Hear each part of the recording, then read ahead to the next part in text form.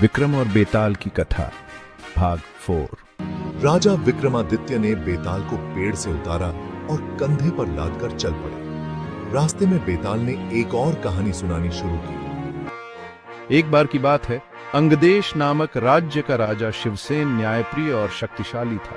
उसके राज्य में सुख समृद्धि का माहौल था और प्रजा उससे अत्यंत प्रसन्न थी। राजा का पुत्र राजकुमार धर्मसेन एक वीर, शिक्षित और गुणवान युवक था। राजा ने अपने बेटे के विवाह के लिए योग्य कन्या की खोज प्रारंभ की। अंगदेश से दूर काशी नगरी में राजा पृथ्वीराज की एक पुत्री थी जिसका नाम मदन मंजरी था। वह अत्यंत सुंदर और बुद्धिमान थी। उसकी चर्चा दूर दूर तक फैली थी।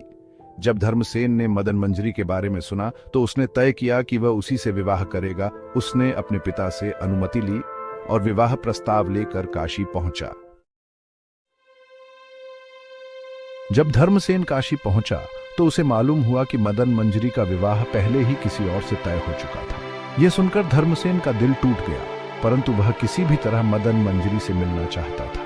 एक दिन अवसर पाकर उसने मदन मंजरी से मुलाकात की और अपना प्रेम प्रकट किया। मदन मंजरी भी उसकी वीरता और रूप गुणों से प्रभावित हुई, लेकिन वह जानती थी कि उसका विवाह किसी और से तय हो चुका है। दोनों ने एक दूसरे से प्रेम तो किया, पर परिस्थितियां उनके पक्ष में नहीं थीं।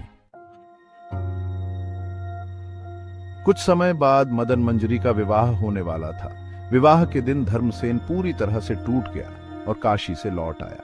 मदन मंजरी का विवाह संपन्न हो गया, परंतु वह धर्मसेन को नहीं भूल सकी। उसकी याद में वह दिन रात दुखी रहने लगी। कुछ दिनों के बाद उसका पति अचानक बीमारी से मर गया। मदन मंजरी अब एक विधवा थी और उसके जीवन में दुख और अधिक गहरा हो गया।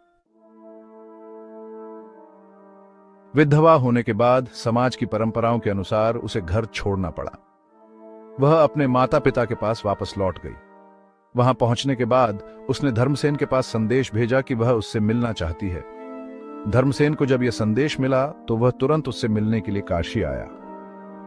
जब दोनों मिले तो मदन मंजरी ने उसे अपने साथ ले जाने का आग्रह किया। धर्मसेन ने उसे अपने राज्य में ले जाने का वादा किया। इसी बीच एक दिन मदन मंजरी के मृत पति का आत्मा उसके सपने में आया और उसे चेतावनी दी कि यदि वह धर्मसेन के साथ जाएगी तो वह दोनों के जीवन को नष्ट कर देगा।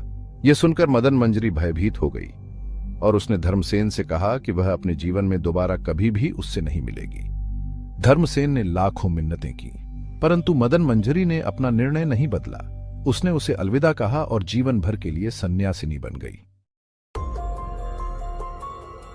राजा विक्रमादित्य जब बेताल की यह कहानी सुन रहे थे तो बेताल ने अपनी चालाकी से अंत में एक प्रश्न पूछा।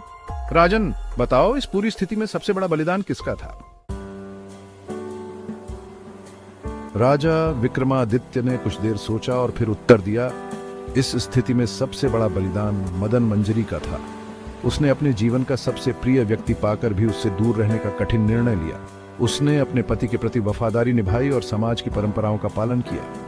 भले ही उसका दिल धर्मसेन के लिए धड़कता था। धर्मसेन का बलिदान भी बड़ा था, परंतु मदन मंजरी का बलिदान उससे कहीं अधिक था। विक्रमादित्य के उत्तर से बेताल संतुष्ट हुआ, परंतु उसने विक्रमादित्य को फिर से चुनौती दी और उड़कर वापस उसी पेड़ पर जा लटका। विक्रमादित्य को एक बार फिर उसे पकड़ने के लिए लौटना पड़ा।